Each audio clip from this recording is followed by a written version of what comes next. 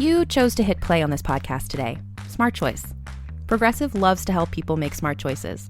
That's why they offer a tool called Auto Quote Explorer that allows you to compare your Progressive car insurance quote with rates from other companies. So you save time on the research and can enjoy savings when you choose the best rate for you.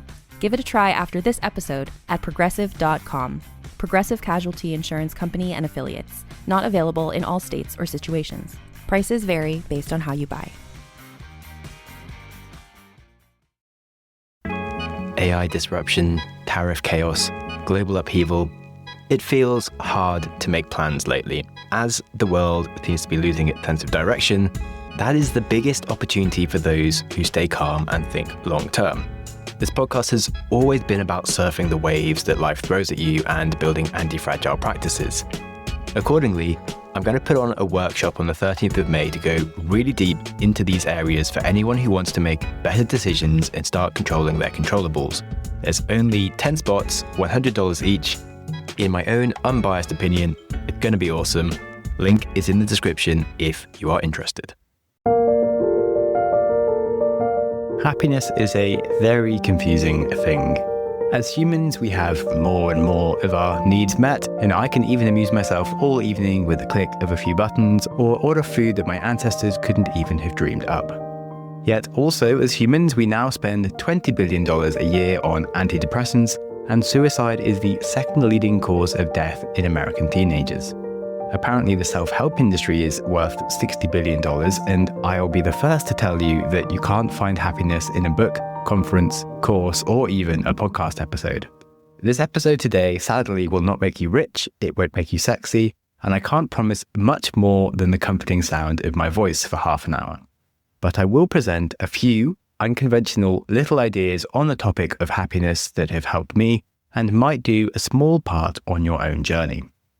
So hello and welcome to the Growth Mindset Psychology Show with me, Sam Webster Harris, looking into the science of self-improvement with a side serving of philosophy to help you ponder what a life well lived means to you and build it. Today's episode is in two parts where we start with a self-help industry obsession with the power of now and what the real problem is with our nowish mentality.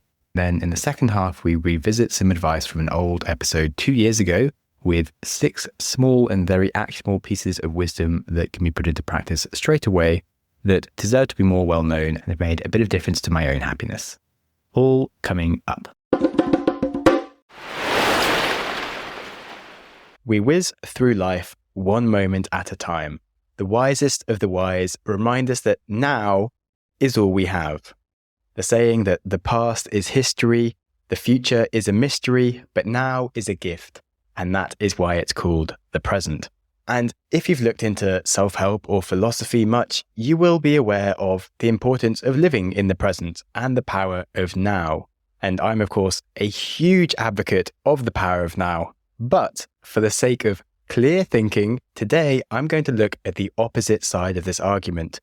One of the other greatest pieces of wisdom that I've learned is that writing and advice is always one-sided, and there'll usually be a perfectly good and reasonable truth than things that you can learn from the opposite side of things that you might learn in a book that's trying to tell you one thing. So all this focusing on one single moment, albeit the one as it happens, we're going to start with inspecting the tunnel vision nature of humans. After all, humans are focused on only a tiny amount of things. Our vision is focused on only a very small single point, for example.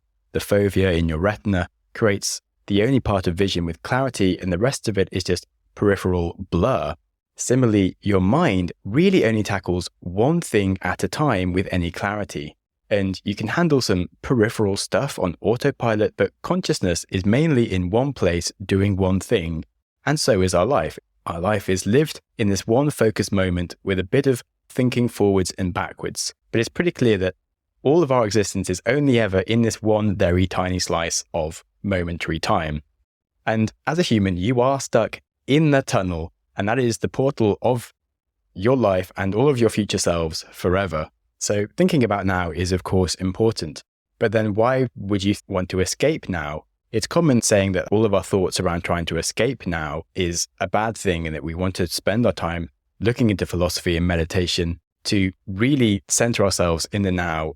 There's a stigma against thinking outside of now, which for the most part is accurate, because I think that most of our thinking outside of now is just the peripheral outer edges thinking of like now-ish, as I would call it. And I think all our frustrations that this philosophy of meditation tells us to stop worrying about are the now-ish things.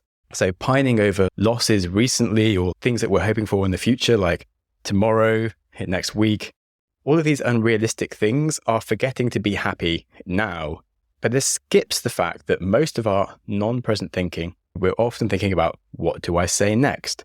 What am I going to have for dinner? What will I be doing next week? Will I go nuts if I continue doing this job for the rest of this year? Our thinking really rarely breaks out of the next few years. So the problems with obsessing outside of present now are usually in these now-ish areas of time. So this doesn't include things like, what about in 5 years' time or 30 years' time? What about thinking of what you're going to do with your lifetime? Or like after you're dead? Who considers how much their life is going to contribute to the next 1,000 years of humanity? And I think actually now is important, but also the long term is really important. And part of being present in the now is knowing how your present life ties into your long-term future. A great writer who I love reading is called Nat Eliason, and he really encourages 30-year thinking, where you look at your routines, your hobbies, your job choices, and ask if you still want to be doing them for 30 years.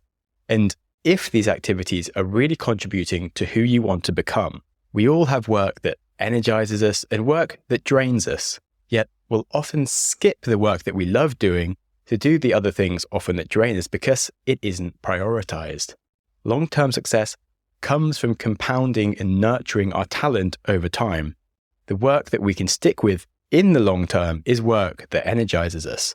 So if we really want to truly achieve, it might mean saying no to more conventional things that pay better right now in the moment, and our current day-to-day priorities are actually clouding our real purpose in life and the things that are going to help us achieve our best outcome for success. Nat says that finding energizing work is more beneficial than setting long-term goals. A goal might be fulfilling for a moment as it's reached, but that sense of contentment quickly fades. If you don't enjoy the process, checking off the goal after goal becomes tiresome. So mastery comes from sticking at something over a very long time, as we know. Most people can learn 80% of a skill very quickly. If you keep jumping around and changing, you won't ever become exceptional at anything. Thus, the questions you should be asking yourself are, what do you want to be doing in 30 years? And is that really reflected in how you spend your time today?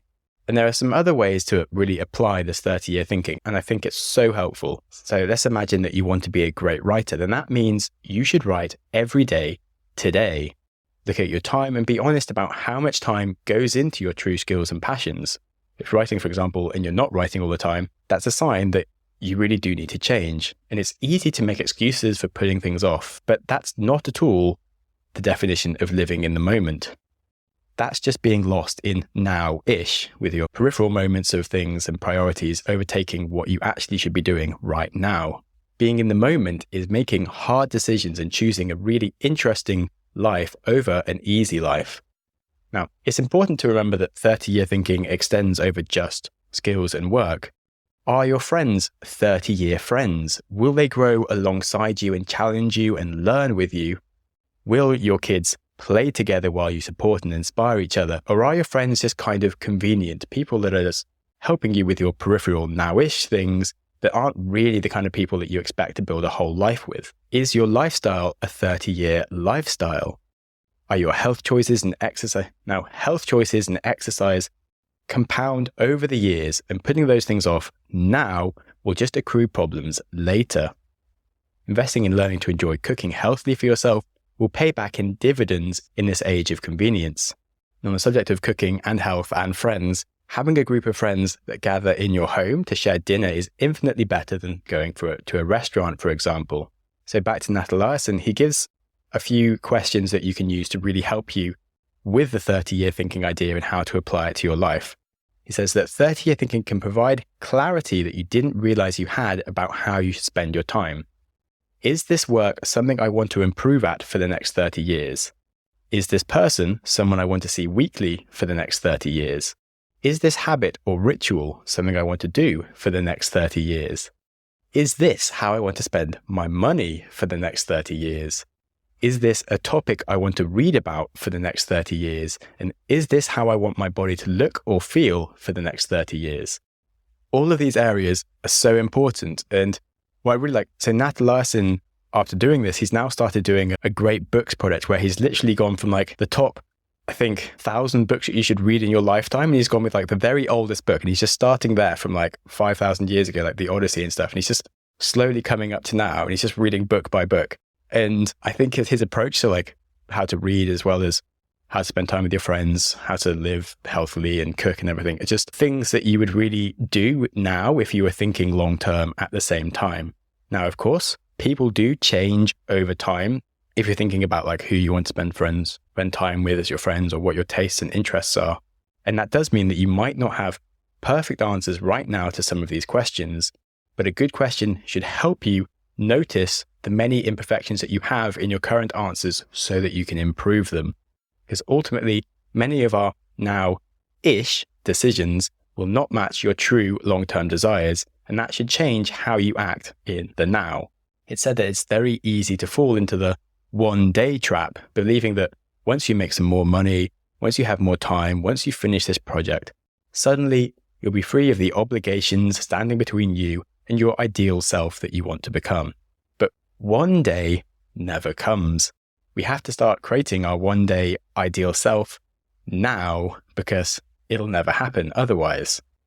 Another really important aspect about this that I think this really helps with is that it's because it's so easy to get caught up with what we're doing at the moment without thinking about the long-term things that we want to be doing, that we get surprised as the years flash by and the thing that we're working on now is still something we're working on in years to come. And if you are writing a blog or doing a podcast or running a business or you're in a job, our focus of attention is always on the now-ish things, the next step, and we don't see the bigger picture. And there's a really great question for this that could be the topic of like an entire episode. But the question is, am I doing something because I want to keep doing it or because I don't know how to stop? And whether you're chasing that next promotion or trying to grow your audience for your blog or your podcast or your YouTube channel, we often aren't stopping to think what would happen if we opened our mind to the possibility of just doing something very different. Because you could be doing a podcast that could be growing much faster and be making you more excited and give you more fun at the time. The thing you're doing right now might be going okay, but is it the thing that you really want to define you for the next 30 years? Does it actually have the potential for the success that you think you deserve and that you're looking for? So would working in a completely different career actually be better for you or just a different company? Would writing on a different topic or under like a different concept make your writing grow much faster? Stopping is such a hard thing to do when you have momentum, but it can actually allow you to go so much faster when we embrace that it's just a gear change. So, in summary, the present is important and we should really try to be in the present, but part of that, I think, is thinking long term and going way outside of just like next day, next week, next year, and thinking like 30 years time, and then letting that help us decide what we really want to be doing with our lives for the long term, and then bringing that back to the now and really being in the now by knowing that we're doing something that's really investing in our future and is the kind of now that we want to live in every day for the majority of our lives. Okay, now the first half of the episode is over. We're going to have a quick advert break before we come back with the second half of the episode and the 6 actionable ideas for happiness that we can put into practice straight away that are surprising little ideas that do make a difference in your day-to-day moments. The episode is a fun flashback to an episode I recorded 2 years ago whilst I was in Nepal doing a mountain guiding qualification, which is awesome and gave me a few unconventional ideas to throw in the mix. But all of the advice is super timeless, which is why I'm bringing it back now today. So I will catch you on the other side. To the salon owners, the spa experts, the med spa mavens, those who make every cut, every massage, every facial feel like a small miracle. At Boulevard, they see you. That's why they built the first and only client experience platform that combines online scheduling, marketing, messaging, and payments, and works as beautifully as you do. See for yourself at joinblvd.com/Spotify. Boulevard, software for self-care businesses. That's your money saying it's time for a McDonald's run. Because with new McValue at McDonald's, you get more than you expect. Like buy a 6-piece McNuggets and add a McChicken for just $1. Your money says let's go. Get more than you expect with new McValue. Prices and participation may vary. Valid for item of equal or lesser value. Ryan Reynolds here from Mint Mobile with a message for everyone paying big wireless way too much. Please, for the love of everything good in this world, stop. With Mint, you can get premium wireless for just $15 a month. Of course, if you enjoy overpaying, no judgments, but that's weird. Okay, one judgment. Anyway, give it a try at mintmobile.com/switch. Upfront payment of $45 for 3-month plan, equivalent to $15 per month required. Intro rate first 3 months only. Then full price plan options available. Taxes and fees extra. See full terms at mintmobile.com. They say that happiness is a choice and that it depends on ourselves. But happiness can only happen when what we think, what we say, and what we do is in harmony.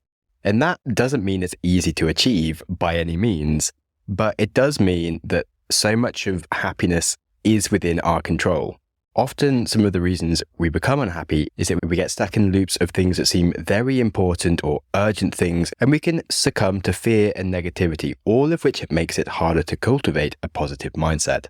It often feels like only achieving some radical change or large milestone in the future, that once we reach that, we will finally unlock true happiness and be able to relax. But often, it's actually something that's much more subtle, it's much more unexciting. It's like the little things in life that really make a big difference and a lasting difference over the course of every day of your life. So I thought today I would go through some of the smaller things that you can use with intention that will actually genuinely make you a slightly happier person. Because when you add all these little nudges up, it can really move the needle to be a more positive person. And when you become more positive, you become more content and more resilient. And who doesn't want that? I'm going to cover 6 phrases that you can actually use that will genuinely make you a happier person by just changing the type of dialogue and discourse that you have with other people and that you have with yourself. And to crack right into it, we'll start with the first one, and that's by saying the phrase, I get to, instead of saying I have to or I must. This is a really powerful way to start cultivating a mindset of gratitude and opportunity. When you don't have to go to the gym, but you get to go to the gym, if you don't have to see someone about your back pain, but you get to, you realize that it's not something that should be taken for granted, like the fact that you have someone available who's there to help you with your back pain. And even though you may be annoyed and depressed about your back pain, it's still an opportunity to do something better that like some people in the world don't have. This is the benefit of living in the modern day with the most advanced medicine to this point in time available in human history ever. Whereas most of us don't think about these little things and we're like, oh, my back hurts, I just have to go and like sort this out. When actually it sounds like a really terrible chore and like we're having a bad day. We don't realize how much luck there is in our life for us to be grateful for. Again, you don't have to check in on your screaming toddler that you thought was asleep. You get to check in on them. And that reminds you that in a few years' time, you might miss the fact that you get to hug your toddler whilst they're crying, and realizing that one extra night might be good for both of you to hang out as opposed to being annoyed about these things. And it's genuinely the same for any kind of chore that you kind of have in your list of chores or things that feel like a burden. Maybe like getting exercise or eating healthy food feels like a difficult thing for you and you'd rather sit around and eat cake. But people are already approaching the entire thing like it's a negative, terrible thing. When instead, if you frame it as you get to work out or you get to eat this nice, healthy food, it's a choice that you're actively taking and you're recognizing the opportunity in your life for all these things that you could be doing that are better. No, in the same way, like I run this podcast. Now, I have to record this podcast before I go trekking for the next 2 weeks and I can't record any podcasts. But in the same way, I get to record this podcast, which is a nice thing to do this afternoon whilst I'm talking about happiness. And in general, I get to run a podcast where if I do my work ahead of time, I can go and take 2 weeks off and go running around the bloody Himalayas. And that's awesome. And instead of being like annoyed that I'm not going around some local village this afternoon, I'm like, yeah, I'm pretty grateful for the fact I get to record this podcast and that it's actually a wider part of the whole experience here in the Himalayas that I'm getting to do. So anyway, instead of saying I have to, say I get to. And now phrase number 2. What was your rose? This is something that we've been doing every night here in the Himalayas as part of this mountain guiding course that I'm doing for 3 months. And it's genuinely a lovely experience for all of us. And everybody knows that gratitude makes people happier and also physically healthier. And using this thing that's called the rose, thorn, bud game with others is a really nice way to incorporate gratitude into your day and connect with others. So a thorn is a problem that you had, something that didn't go your way, something that's like a bit annoying. And you might be like, oh, saying anything negative is bad. But it can be nice to tell others why you had a bad day and what's wrong. It also gives you a chance to get things off your chest. And then you say your rose, which is any wins for the day, highlights, simple pleasures. And sure, when days are really going your way, all you'll have is roses and you won't have any thorns. And that's really nice as well. Often when you talk about some of the thorns that you have, you'll recognize some of the opportunities for the roses, the good moments of your day as well that came from the thorns. Like maybe your feet hurt, but someone helped you out with some like spare socks or something. And you're like, oh, there was a bad thing, but actually you've become grateful for all the good things that are happening around you at the same time. And then a bud is something that you want to do more of. Okay, this is a cool thing. I want to grow this thing into like more of a project, like maybe doing solo episodes on my podcast is a bud. I want to do more solo episodes. Maybe going hiking is a bud. I want to become better at hiking and lead more hiking expeditions, etc. But it genuinely is like a really nice thing to do with others. And doing it with our whole group here in the Himalayas, it's been a really nice way for us to hear about other people's highlights and their problems and to just share the things that make you smile every day. If you've never done it before, it might feel like a little bit forced to start with, like just to make it happen. But as soon as you start going, it's really nice. And we've had some of the days off here where there's been no reason to do it. And we'd be like, oh, should we do it? And people are like, oh, why would we do that? And then we do it. And everyone's like, oh my God, it was so nice to be able to talk about the things that they did, that was like a spectacular day because it was a day off and they went and did something silly. And it's a really nice way for everyone to tell each other stories and just not sit around being bored. It's great. And makes you more grateful because you just recognize the things in your day to be grateful for. In the same way that they say you should journal or meditate each evening to gather more gratitude for your day, actually just talking to people about what you're grateful for is an obvious thing to do and actually a really nice thing that I really would recommend to anybody. And on the subject of talking to each other, the third phrase to use is tell me more. So if someone opens up about something that they care about, and they might often have a problem that they're trying to explain. Now, humans naturally want to help others, but usually when they're helping others, they'll want to solve their problems or give them advice. Now, instead of jumping to solving someone else's problems, we can simply say the words, tell me more. And by doing that, we are freely offering our time and our energy to listen to them. Now, this opens up space for the other person to process their feelings with that person, process their thoughts, and it's a much better way of deepening a relationship with someone and bringing you closer. Because if you tell people what to do, it makes them feel like you think that they are stupid because they don't understand what to do. And it gives the appearance that you think that you know best and are just much better than them at everything, rather than that you care about them and caring about how they feel. Even though you might care about them and you're trying to solve their problems for them, it just by proxy makes them feel a bit stupid. So by letting them open up first and listening to them, you're offering them your time to help them work out what they should do about their problem. Or maybe they just want to get some things off their chest and feel heard and listened to. Often, just having someone listen to what your problems are makes the whole thing less of a problem.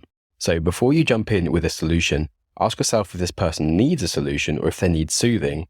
As a general rule, just start with asking them to tell you more before you give any solutions. Next phrase, number 4. This is the classic growth mindset one, which is finishing your sentences with the word yet. Now, this is a fundamental growth mindset turn of phrase. And whenever you say any form of negative statement, you should always finish the sentence with the word yet. I can't do it yet. I don't have enough money yet. I'm not talented or clever enough yet. By adding this little word to the end of any sentence that begins with the words I don't, I can't, I'm not, etc., it's really powerful. And even if you just think it inside mentally, the word yet just keeps the door of possibility slightly open. And the phrases that we're using when we say, oh, I can't do this, I'm not good enough at that. When we say these things, we're trying to shut the door of possibility. We're blocking off that path for the rest of time, saying that we're just never going to walk down it, we're never going to be able to. But by saying the word yet, we're keeping it open. We always keep the element of opportunity to do better, to go further down that path. And the word yet just makes it clear that there's possibility in your future that you will overcome the current problems, the current blockers. It's just a matter of time and work to get there. I can't climb Everest yet, but I could. And that's an exciting and motivating thought for me to keep going with trekking and becoming better at the whole mountain guide thing. And now the word yet and general possibility opening is something that's great to also use with kids because it helps them learn to turn setbacks into opportunities to learn more. I'm not good at maths yet. I can't dance yet. I don't like doing art yet. And you might annoy your kid by saying this, but after a while, it will seep into their consciousness and it will change the way they see possibility and how they see themselves and what they can achieve. Number 5 is asking yourself, will this thing matter a year from now? This is a question that relates to a topic I've often spoken about on the podcast, which is the value of zooming out. And when you use the question, if this will matter a year from now or even 5 years from now, it really gives you some more perspective. As humans, we get so caught up in the moment or just stressing about like tomorrow or yesterday, and our emotions can often overwhelm us with worry and panic, and we'll feel like a situation will be a major problem for like the whole of our life. When actually, it's something that really won't matter in a year's time. And if we thought about something that happened similarly like a year ago, we've probably completely forgotten about it and it's not that important. And yet we just don't see the opportunity for being calm. Anxiety is an emotion that's increasingly common these days, and it happens to so many of us. And just even little things like showing up 10 minutes late or forgetting to email a colleague and worrying that you're going to look dumb emailing them 1 week late, etc. That happened to me all the time, to the point where I basically stopped emailing people because I stopped having a job. Or other examples like not getting a reply from a friend that you text and you're just worrying what's going on. When you start to notice that you're feeling some stress and feeling some anxiety and it's weighing you down and it's perhaps slowing you down as well, just take a deep breath and think about the situation at large. Will this thing that you've got caught up about actually matter a year from now? Even breakups don't matter perhaps a year from now and you'll be grateful for them, etc. So when you zoom out and ask yourself if this really matters in the long term, and when you give yourself space to zoom out and ask yourself if something will truly matter in the long term, it's important to just try and hold that concept in your head of the fact that it's not the end of the world, and bring that back to you into the present and just show up with some more positivity and awareness that a lot of the little things aren't something to panic about, aren't something to stress about, aren't something to be angry about or anxious about, and that there's not that much long-term serious situations that you actually encounter with day to day that are really going to ruin your life. And it just makes you feel a little bit more chilled out, more happy, more willing to just engage with what's going on and take some risks. And it helps you remember that there's plenty of future opportunities coming down the road for you to change things in a positive way. So remember when you're getting overwhelmed, just to ask yourself if this will truly matter a year from now. And then lastly, we have the phrase, I will focus on X. Now, as I've said, the modern day is filled with anxiety. It's also filled with distraction. Text messages, social media, 3 different email addresses, or maybe 10 different email addresses, pinging calendar notifications going off and off and off. And just lots of different events and crazy news going on in the world. And then, of course, there's the things that actually engage you positively and the things that you want to learn. And it's an endless list. Even though there is an endless list of things you could be doing, it doesn't have to be an infinite hill that you have to just keep on climbing and keep on climbing every day. Distraction and decision fatigue make it a lot harder to be happy, makes it a lot harder to be effective, and just reduces your overall sense of well-being. It genuinely makes sense to reduce your options and just focus on fewer things. Instead of bouncing around the day from one thing to the next, take a minute, write down what you need to focus on just for today as your biggest single thing, and just make sure that you do that thing and just don't think about anything else until it's done. When you plan out your main focus task for the day, instead of having multiple things eating into each other, it keeps you reliable at completing one important thing. And it's massively stress relieving to feel a sense of progress when that thing gets done, and to feel like you just know that each day you are going to get something useful done. Because often when we're bouncing around so much trying to keep up, we actually feel like we're going backwards, and it is genuinely depressing and stress-inducing. But if you feel like you're going to get something useful done each day, you can genuinely feel a sense of empowerment and a sense of usefulness and a sense of happiness from achieving something. So make sure that you just have like one small goal that is your important thing for the day that is achievable and will make an impactful step in the direction that you want to be going in. It will just genuinely make you happier, and that is a fact. Now, I might add that like deleting Instagram or Facebook from your phone and just reducing distractions in general will really help here. I personally had Instagram deleted for most of this year, which was absolutely lovely. But as I'm in the Himalayas, I have been posting a lot of my different adventures and have been using it most days, which has actually just added a background level of stress and like preoccupation and distraction, which has been kind of annoying. But at the same time, I am making lots of memories, so it's nice to be able to use it. But as soon as I get back to like more normal everyday life, like I definitely have no intention of keeping it on my phone because it just eats at your attention in a way that I'm just not happy about. Anyway, the point here is to set yourself one important goal for the day and not overwhelm yourself, and try to remove some of the distractions in your life, because overall it will make you genuinely feel better and feel happier. And so reminding yourself that you will focus on this one thing today was a really powerful way to get happier. So thank you so much for listening. Those were 6 phrases to make you a happier person who has a better attitude and growth mindset and does more of the stuff they love and feels grateful for it. If you enjoyed the episode, then please slam a good review onto Apple, Spotify, and or YouTube, because that would make me happier. But I'll be busy using these 6 phrases, so it's not the end of the world, because I'll be happy anyway. And then more importantly, remember that happiness and enjoyment is not a future goal. It is a way of life, it is a way of being, and it is something that happens every day. Don't put off being the person you want to be until you've achieved some kind of metric of success in the future. You need to start being the person you want to be now. So be kind to yourself, and whilst you're at it, be kind to someone else too. Thank you so much for listening. Go you! Your consistency to reach the end of an episode is legendary. My hero! If you have any ideas or feedback for the show, I'm always interested to hear from you. You're the best! Studies show we need time for information to sink in, so I'm going to give you a 5-second pause, silence, to reflect on one idea from the show before you jump back into your busy life. Ready and go.